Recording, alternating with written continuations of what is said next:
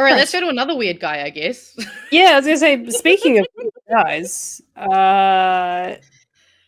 Winston Peters says, I just met you, but call me next time. Oh, For some reason, I saw this headline and I just thought, yeah. "Call me, baby."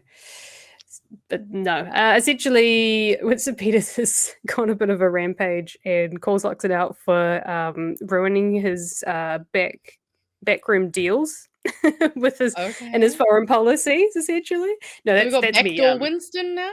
Is that what you're telling me? Yeah. Okay, cool. My Hashtag backdoor theory. Okay, Winston. so my theory, unsubstantiated whatsoever, but my theory is Winston Peters has done foreign affairs for a long time. This is his baby. He loves the foreign affairs portfolio. He likes going overseas. He likes talking to people, likes talking to his counterparts, and I think he likes, he's got his ear and, everybody and fingers in the pies, and he's trying to keep things even keel and knows what's going on around the world and keeps us in the minds of foreign peeps. And Luxon decided to, as prime minister, I mean, this is his job; he can do what he wants. Decided to call a bunch of leaders around the world and be like, "Hey, so free trade agreements. What are we going to do? Let's keep the economy going. We need growth, green shoots, all this other bullshit. We need your money. We need you to invest. Don't worry about the tariffs. Everything is fine. Come and invest in New Zealand." And then Peters was like, "The fuck you doing? That's my job. Get your greedy hands off it." So yeah, I found this quite entertaining, actually. I love it when as much as I don't like Winston Peters and I really fucking don't like Seymour, I do like it when they stab Luxon in the back a little bit and they Yeah. and they undermine him and like, what the fuck are you doing? So good. So good. But to give the rundown, Winston Peters chastised the Prime Minister for his spree of phone calls with world leaders about US trade war and advised politicians to tone it down. So, speaking from Tonga on Friday, Peters offered some advice to the Prime Minister. Markets lose their nerve, share market speculators lose their nerve. Politicians should not lose their nerve, and that's my advice, he told RNZ. There's no need to react at this point in time. Let's first find out what we're dealing with. Let the dust settle in. My advocacy from the day this matter came up with the Trump tariffs. Our job is to be ultra careful, ultra forward thinking in the interest of, guess what? The New Zealand economy. That's what matters, not our egos, he said. So my advice to politicians is tone down, wait till you see and know what's going on. There's some old words in there. I mean, even our job is to be ultra careful, spoke. ultra forward thinking in the interest of, guess what? The New Zealand economy. That's what matters, not our egos. That says a lot to me. Sassy. He not hold back She's on spicy. that one. And then I was listening to this today on RNZ. Todd McClay was on the phone talking to Lisa on Checkpoint.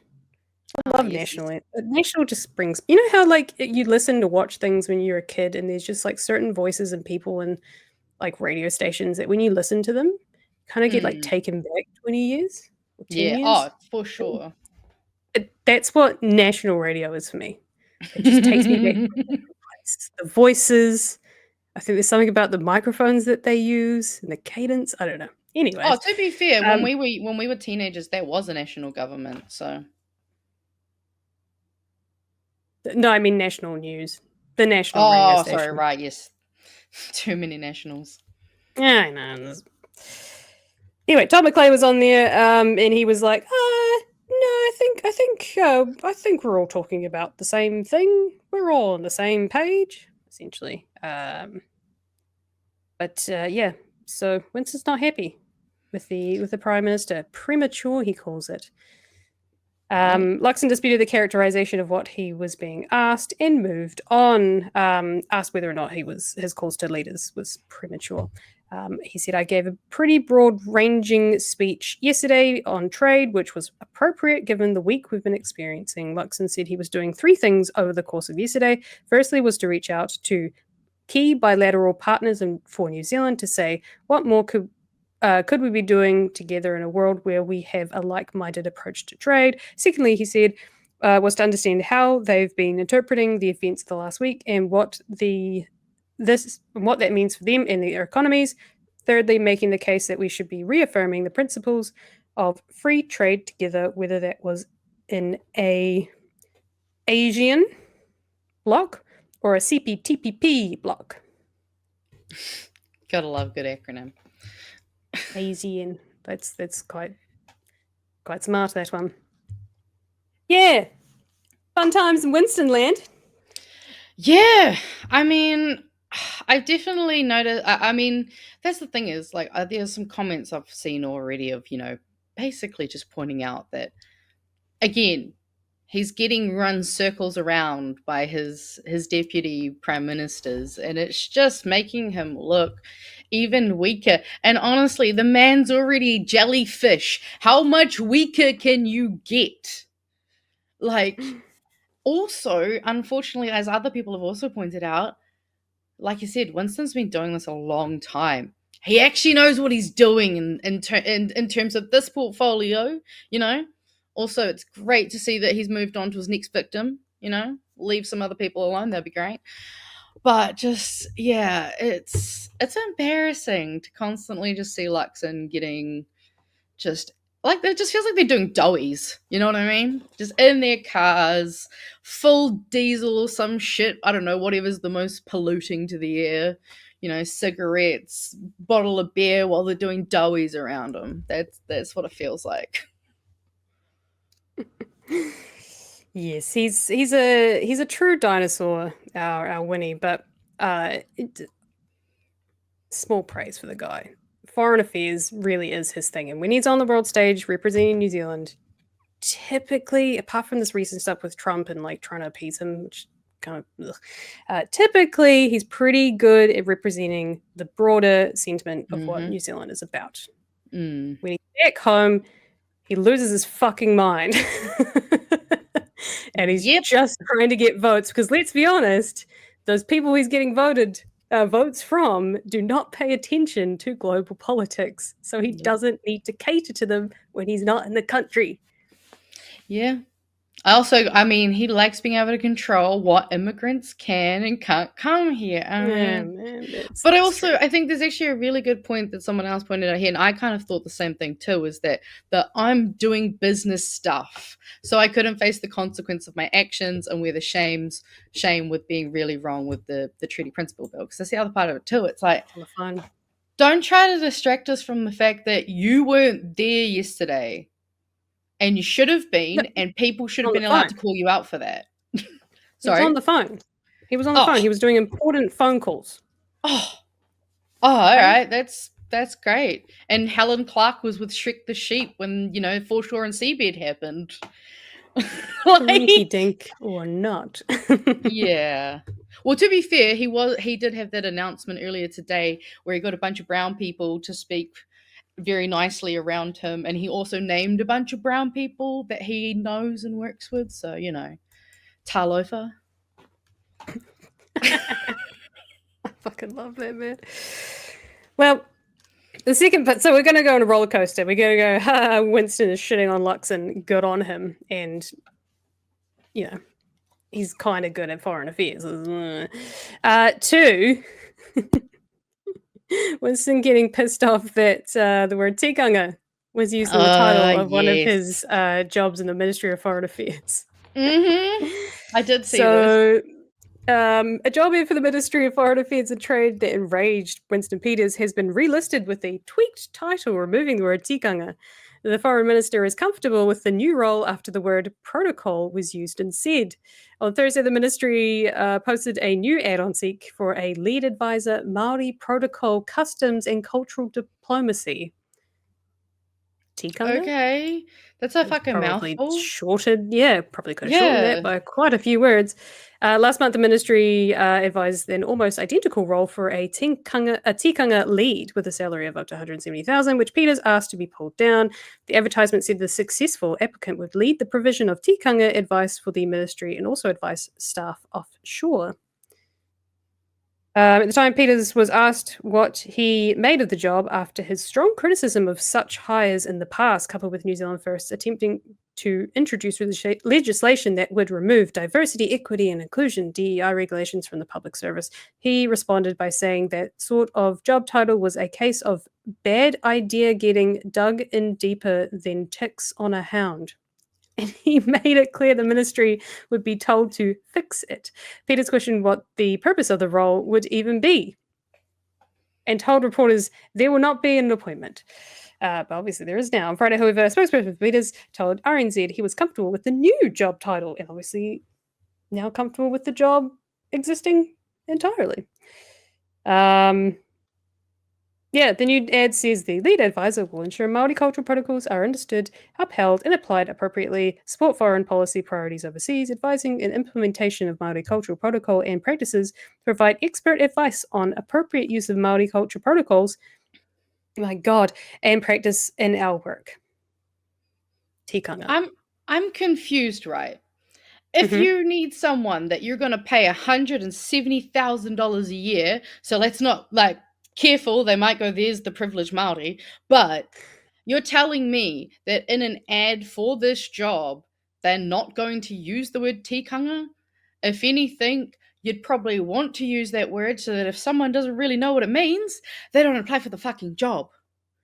Like, you see adverts for, say, Maori radio presenters. Those adverts are completely into Te Reo Maori to make sure that the people applying actually can understand and do that. Like, it's just dumb. And it's him with his weird assimilation, fucking internalized racism. And Koro needs to go have a nap.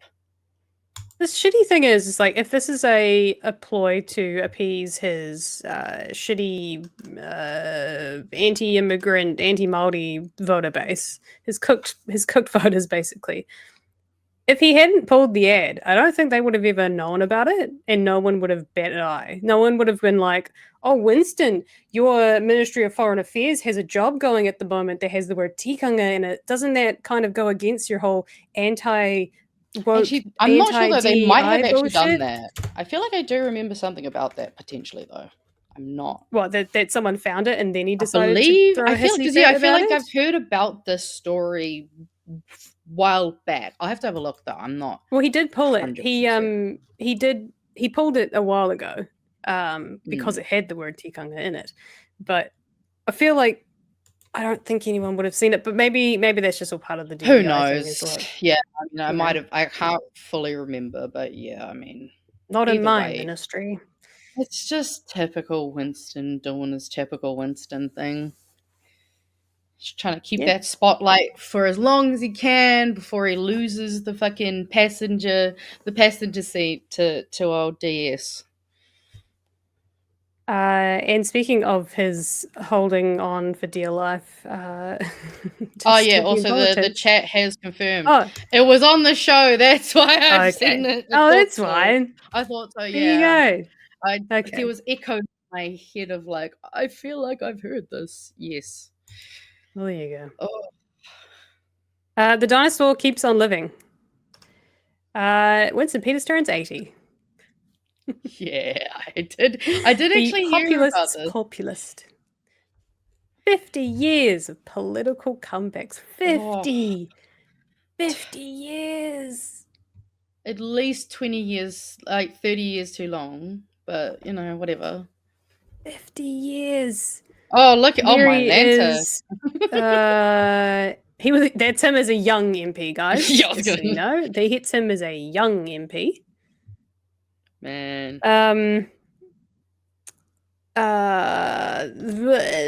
As well as a milestone birthday. 2025 will mark 50 years of Peter's first election campaign in 1975. My mum was 4 years old. That's crazy. Look at him around the table. Jim Oh Bolger, centre man. left, and Winston Peters. Okay. At the head of the first MMP coalition government in 1997. That's right. It was one of the first. Was the first. He's like the only brown one in there.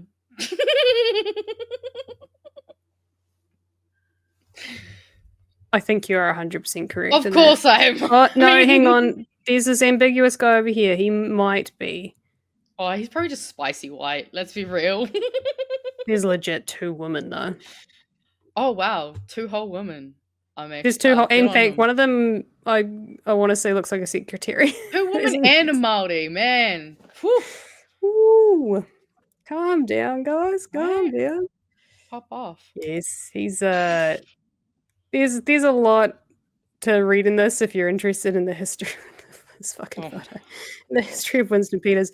But he is a dinosaur that will not go, and let's just bloody hope that he decides to just depart and go I and live mean, his very wealthy retirement. yeah, you know what, Winston? Go utilize that gold card, brother. Just go have a good time with your bloody gold card. She'll be right. But also, I do like the sentiment more that MLB Kiwi has put up of just happy birthday to everybody else that is having a birthday, but not him. I also know it's Dr. Green's birthday, so happy birthday to Dr. Green, the man, There you the go. ledge. Happy birthday. Way more important birthday, in my opinion. True. But the dude is 80. Fucking hell. The dude is 80. Right? He's Surely. as old as Trump. Trump is older. No, he's 70. No, Trump's in his 70s, isn't he? Yeah. Oh God, they're old enough. Jesus I Christ. feel like old people shouldn't be barred from 78. being Yeah, politics. 78. He's 2 years off. Jesus Christ. I knew he must have been close. Oh, yeesh. Yeah. So that was our Winnie news of the day. Triple whammy. Triple Winnie. Triple Winnie. Literally triple Winnie. That is not what I want on my Friday night. Thank you very much. Done.